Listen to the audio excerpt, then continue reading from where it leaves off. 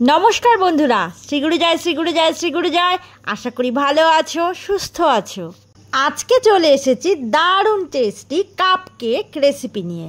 মাত্র একটি ডিম দিয়ে চায়ের কাপে এমন নরম তুলতুলে কেক বানানো একবার শিখে গেলে প্রতিদিনই এভাবে বানাতে মন চাইবে। প্রথমে একটা মিক্সিং জার নিয়ে নিয়েছি, তার মধ্যে একটা ডিম দিয়ে দিচ্ছি। এখন দিচ্ছি হাফ কাপ চিনি, আর দিচ্ছি হাফ কাপ পরিমাণ সাদা তেল, আর হাফ কাপ পরিমাণ দুধ।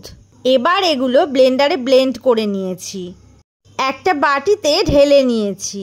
এবার এর মধ্যে দিয়ে দেব 1 কাপ ময়দা, আর দিচ্ছি 2 চামচ পরিমাণ কর্নফ্লাওয়ার, 1 চামচ পরিমাণ বেকিং পাউডার দিয়ে দিচ্ছি। এখন এই শুকনো উপকরণগুলো চেলে নেব। এই উপকরণগুলো ভালোভাবে মিশিয়ে নিচ্ছি। তাড়াহুড়ো করতে হবে না, আস্তে আস্তে এই উপকরণগুলো মিশিয়ে নিলেই হবে। এটা একটু ঘন মনে হচ্ছে, এখানে তাই আরও হাফ কাপ পরিমাণ দুধ দিয়ে দিচ্ছি। এবার এর মধ্যে 1 চামচ ভ্যানিলা এসেন্স দিয়ে দিচ্ছি, আর দিচ্ছি 1 চামচ পরিমাণ হোয়াইট ভিনেগার। এই সমস্ত উপকরণ দিয়ে ভালোভাবে ফেটিয়ে নিচ্ছি।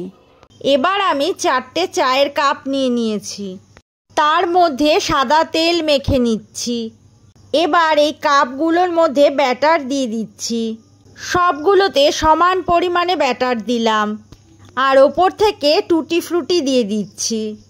আমার আগের একটা ভিডিওতে টুটি ফ্রুটির রেসিপি দেওয়া আছে, তোমরা চাইলে দেখে নিতে পারো। এখন এভাবে একটু ট্যাপ করে নিচ্ছি, যাতে এর মধ্যে হাওয়া না থাকে।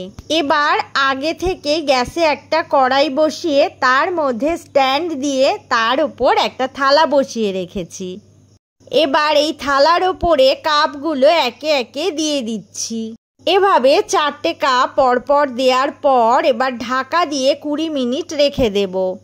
গ্যাসের ফ্লেমটা মিডিয়ামে রাখবো। 20 মিনিট পর ঢাকা তুলে নিয়েছি। কেকগুলো খুব সুন্দর নরম আর তুলতুলে হয়েছে, আর খেতেও দারুণ টেস্টি হয়েছে। আমার আজকের এই কাপ কেক রেসিপি যদি তোমাদের ভালো লেগে থাকে তাহলে একটা লাইক, কমেন্ট আর শেয়ার করে দিও। নমস্কার বন্ধুরা, আরও নতুন নতুন রেসিপি নিয়ে তোমাদের কাছে চলে আসবো। সুস্থ থাকো, ভালো থাকো, আর আমার পাশে থেকো।